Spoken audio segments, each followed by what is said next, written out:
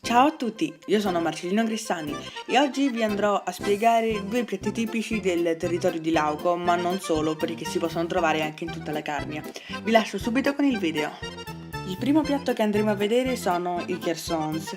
I chersons possono essere sia dolci che salati, sono degli gnocchi di patate. Quelli dolci possono essere ripieni ad esempio di erbe di cacao, uvetta, cioccolato, cannella, altre spezie, mentre quelli salati possono essere accompagnati con erbe aromatiche. Entrambi sono poi conditi con il burro fuso. I chersons sono comunque un piatto molto complesso, quindi non ve lo sto a spiegare perché sennò ci metterei troppo tempo. Il secondo piatto che andremo a vedere è il frigo, il piatto che tutti i friulani conoscono, ed è un piatto molto semplice, soprattutto quello friabile, da cucinare che possono fare tutti. Quello che bisogna comprare per fare il frigo sono 400 g di formaggio di malga o latteria stagionato di 16 o 18 mesi.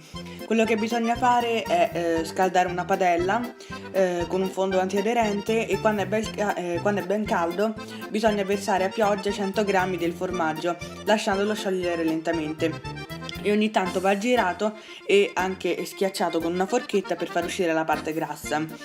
Questo procedimento va avanti per circa 10 minuti fino a quando poi non uscirà questa forma che vedete nell'immagine. Il libro che ho usato per apprendere queste informazioni si chiama Il mangià del Frulans, scusate la pronuncia, ed è un libro scritto da Adriano Del Fabbro e vi lascio tutte le informazioni in descrizione. Grazie a tutti per avermi seguito in questo video, mi dispiace non essere stato molto preciso nel procedimento dei piatti e volevo anche scusarmi perché in questo periodo non sto pubblicando molti video, anche perché sto studiando parecchio, anche perché questo mese ho le prove Invalsi a scuola, quindi degli esami, quindi è tutto un po' un casino.